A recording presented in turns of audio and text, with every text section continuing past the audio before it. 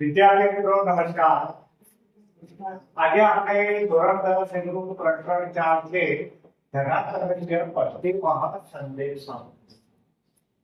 શ્રી કૃષ્ણનો પશ્ચિમ એટલે અંતિમ સંદેશ શ્રી કૃષ્ણનો અંતિમ સંદેશ એના વિશે આપણે ચર્ચા કરીશું અને એની સમજૂતી મેળવીશું। तो आप पाटना के वार्ता से महाकवि भासे कुल 13 नाटकों लख्या छे। जेमां जे महाभारत पर आधारित जे नाटक लख्યું છે યુદ્ધ ઘટોત્કચ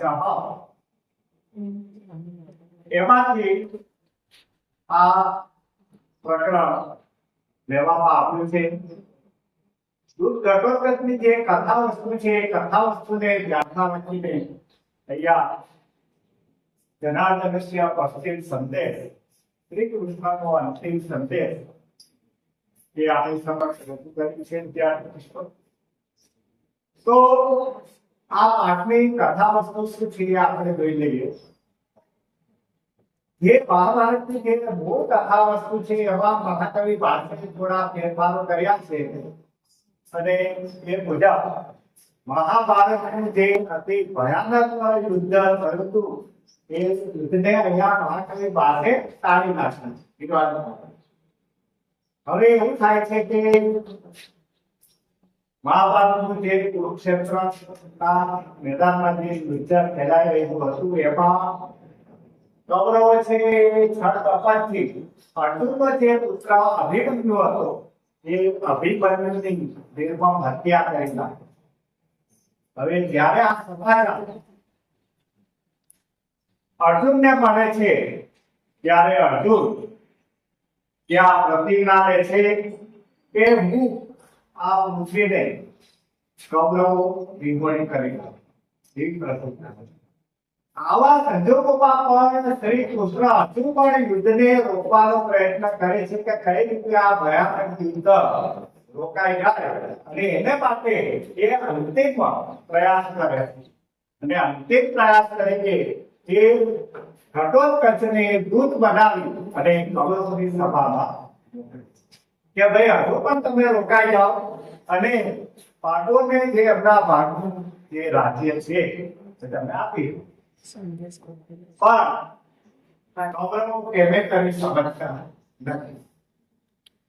હવે ઘટોત્કચ છે કોણ છે આપણે મેઈન વસ્તુ જે કારણ કે દૂત તરીકે ઘટોત્કચ આવ્યા છે અને ઘટોત્કચ કોણ છે તો ઘટોત્કચ છે એ દેવ અને હિડિંબા રાક્ષસીનો પુત્ર ખૂબ પરાક્રમી હતો।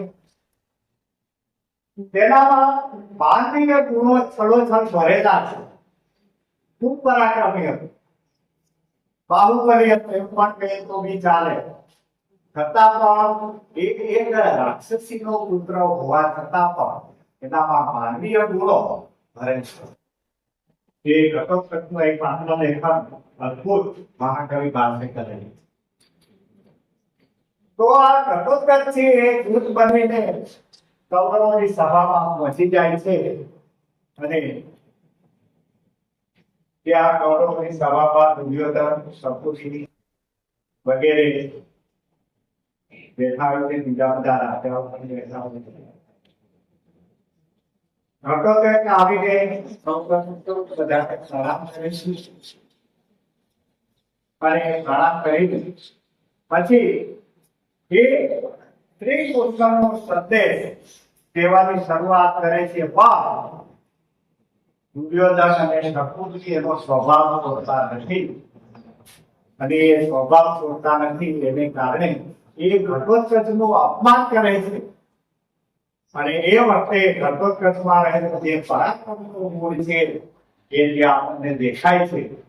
અને એ કૌરવોને કહે છે કે અત્યારે તો હું દૂત બનીને આવ્યો છું એટલે કશું કરી શકતો નથી.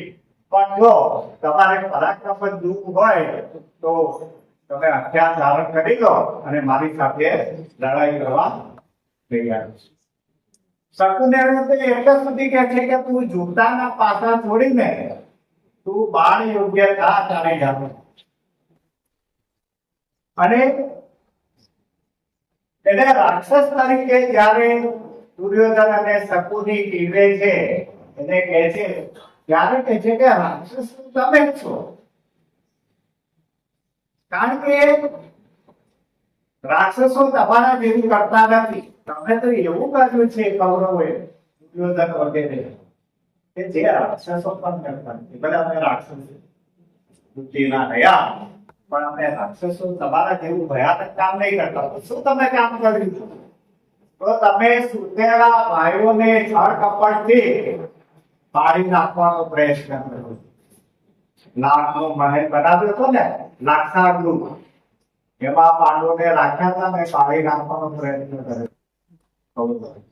તો રાક્ષસો આવું નથી કરતા. બીજી એક વસ્તુ કે છે ઘટોત્કચ કે રાક્ષસો પોતાના ભાઈની પત્નીનો સ્પર્શ પણ કરતા નથી. ત્યારે તમે કેવું અઘટિત કામ કર્યું છે. દ્રૌપદીનું જ્યારે સભામાં મેળવી ધારણ કર્યું, રાક્ષસો આવું કરતા નથી. એટલે તમે તો રાક્ષસ કરતા પણ ખરાબ. આ ઘટોત્કચના સ્વભાવના આપણને અને એટલે ઘટોત્કચ શ્રી કૃષ્ણનો અંતિમ સંદેશ વાર્તા કહે છે. અંતિમ સંદેશ કહે છે કે તમારા મનમાં જે કઈ ઈચ્છાઓ હોય એ પૂરી કરી લો, જે કઈ સત્કાર્યો કરવા હોય કરી લો. કારણ કે આવતીકાલે સૂર્યના કિરણો ઉગતાની સાથે પાંડવ રૂપધારી યમરાજ તમારા ઉપર ત્રાટકશે અને તમારો નાશ કરશે. કૌરવોને હરી નાખશે. એટલે મનમાં જે કઈ ઈચ્છા હોય એ પૂરી કરશે.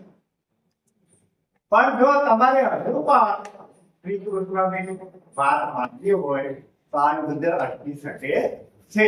પણ તમારે એ સ્વીકાર્ય ના હોય તો તમે મૃત્યુ માટે તૈયાર રહો. કારણ કે યમરાજ બનીને ચાલે કપડો તમારો ઉપર. જય ભારત, જય ગરવી.